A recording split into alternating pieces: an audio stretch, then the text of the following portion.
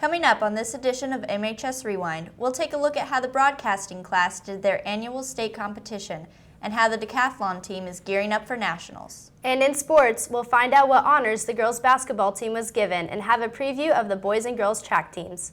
Good morning, MHS. I'm Annie Keister. And I'm Haley Parnell, and we'll have all that and more coming up on this edition of MHS Rewind.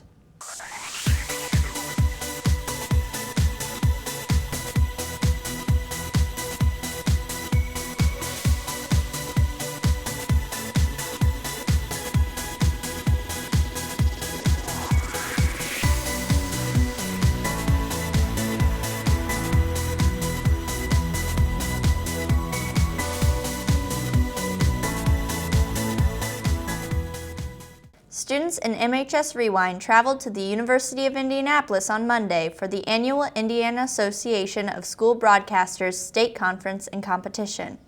And as Zachary Olson tells us, they came home with some awards and some more knowledge about the radio, TV, and film industry.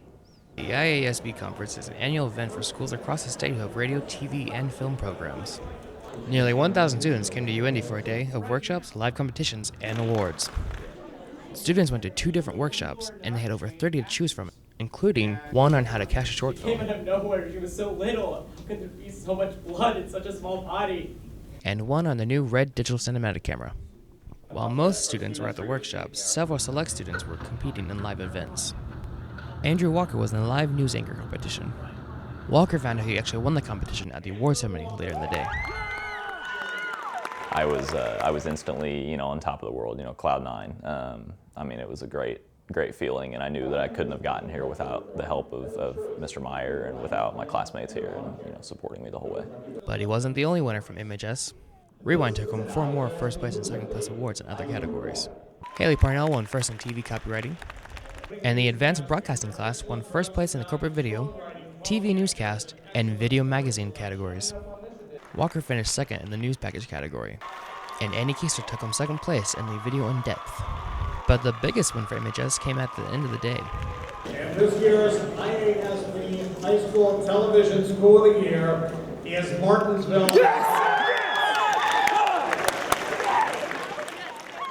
The prestigious TV School of the Year award is given to schools who capture the highest number of awards at the event. This is the 8th TV School of the Year title for MHS. For MHS Rewind, I'm Zachary Olson. If you're interested in being a part of Rewind, choose radio and TV on the course selection sheet under Technology Education.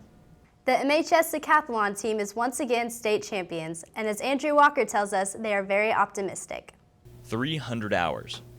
That's an estimate of how much time the 2017 state champion academic decathlon team spent with their noses in the books from the start of the season in November until the state competition in February. MHS senior Alex Hofer says just how much the team has improved from last year to this year. I was on the team back in last year actually, and we lost, and that was pretty heartbreaking. So to come back and win by a lot, last year we lost by 18 points, that's one question. To come back and win by over 3,000 feels pretty amazing. I'm proud of myself, and I'm really proud of my whole team. Head coach Chris Sturgeon was part of a few state championship winning teams under longtime teacher and head coach Wayne Babbitt.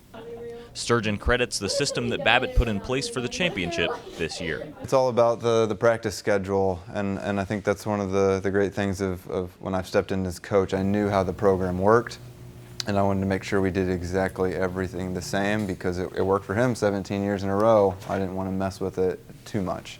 That practice schedule means they're in Babbitt's room every day after school and on Saturdays, sometimes 8 to 9 hours. You're focused, you're driven, and you have this material in front of you and your teammates around you to help you, and that's why we spend so much time in school.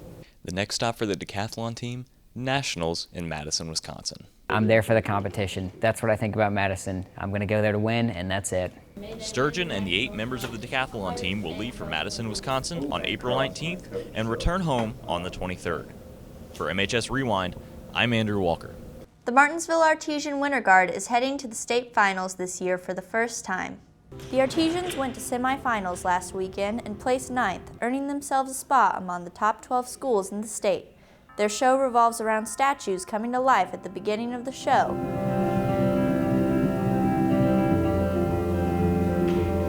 And turning back into statues at the end. The winter guard was in a different class last year, so division finals were the end of the road. So this year, the Artesian Winter Guard is excited to get a chance to compete in the state competition Saturday at Center Grove. Students could be getting a little more sleep next year. The MSD of Martinsville is considering changing school start times. An initial survey was sent out in January.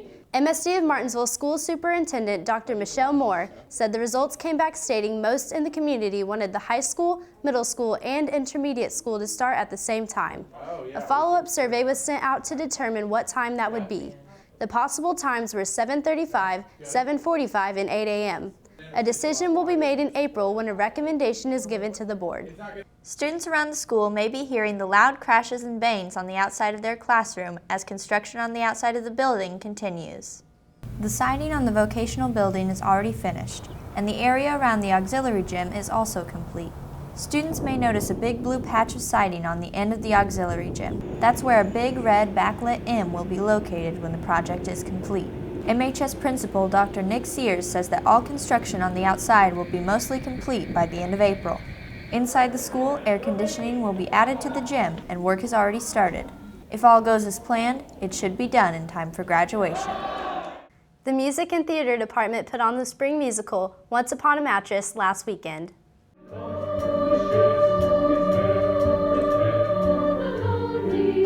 I was very pleased with this evening's performance. Things went really well. It wasn't perfect, so there is room for improvement, but there's always room for improvement. No matter how well a performance goes, there are always small things that can be tweaked or touched up or fixed. Well, he may not be good at describing them, but he sure knows how to pick them. Well, we want you to be happy here.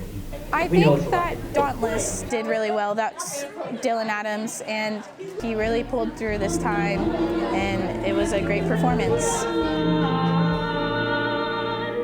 I think it went pretty well considering that yesterday it could have been a train wreck, but we all pulled it together within a matter of a few hours, and it came together to be a pretty good show.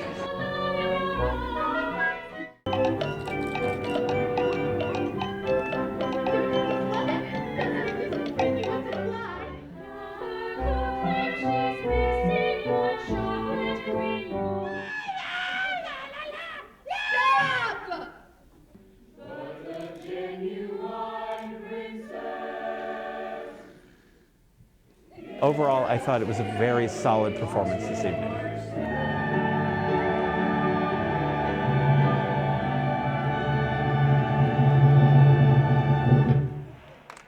Martinsville High School show choir is making a comeback, and with a new reason for confidence, they show to be on the road to success. 3-hour rehearsals twice a week and a lot of focus. That's what Flash and Fascination puts into their work towards gold. For the past few years, show choir has learned music and had choreography for their shows, but hasn't gone to competitions. Instead, the choir worked harder on just singing jazz music for their jazz contest. The last few years it's been a lot more focused on jazz, and this year we had to reevaluate ourselves and figure out how to do that balance of show and jazz. In February, Flash and Fascination went to Edgewood for their first competition since 2013. The results, however, weren't what they expected. This affected the group's confidence as they continued their work.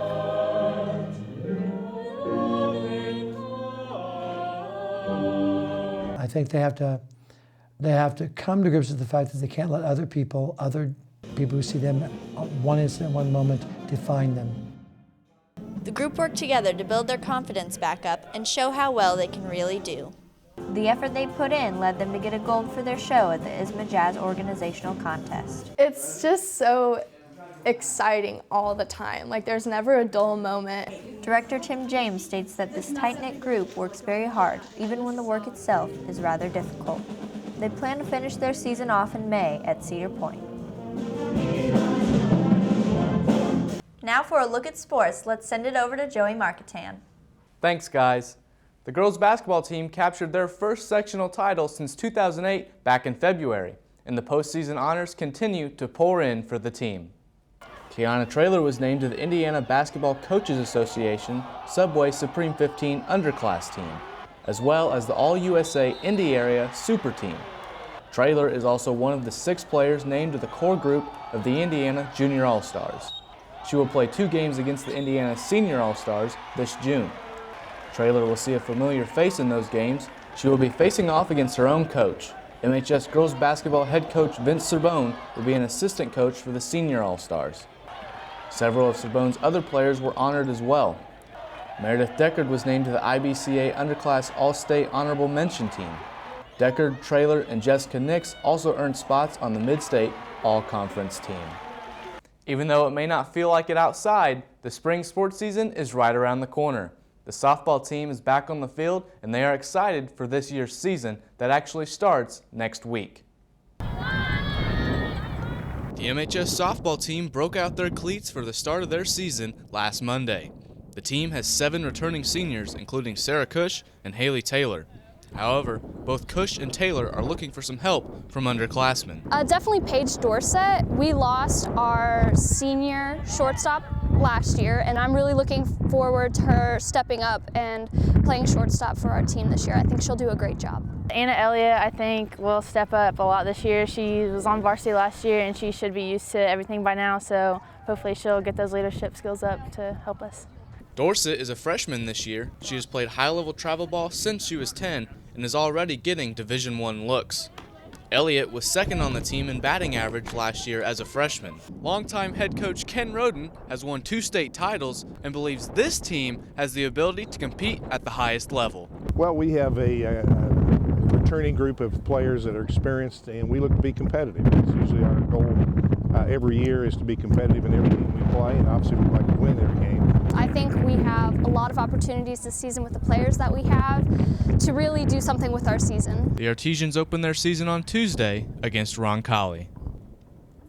Track and field has started their season, but as Annie Keister tells us, they may have a few obstacles in their way. The Martinsville track team is headed into a new season, but this year there will be some new faces. Last year, the team was led by Matt Cates, former boys head track coach and defensive coordinator of the football team. Cates accepted a coaching offer at Penn, a high school in northern Indiana. Since former head coach Matt Cates left Martinsville, Luke MOSCRIP has taken full responsibility over the team. This year, with me becoming the new head coach, we did have to fill some holes just from guys who were not returning. Our new football coach, Coach Whitson, has stepped into my place and taken over for the throwers. We are still another coach short for our jumps, so Coach Seib and myself are kind of pulling double duty and helping with both sides of the jumps. We're just trying to get as much out of the coaches that we have right now. We're going to try a few different things, but for right now, I feel real comfortable in what we got to offer. Jay Seib returns as head girls coach, and he'll be coaching a young team. Over half the girls are new this year that didn't run last year, so it's a little transition in that aspect. Trying to get the sophomores and juniors that didn't run last year, trying to get them up to speed. Sophomore KAITLYN Bowles is back this year and is looking forward to the challenges this season will bring, as well as working toward her goals.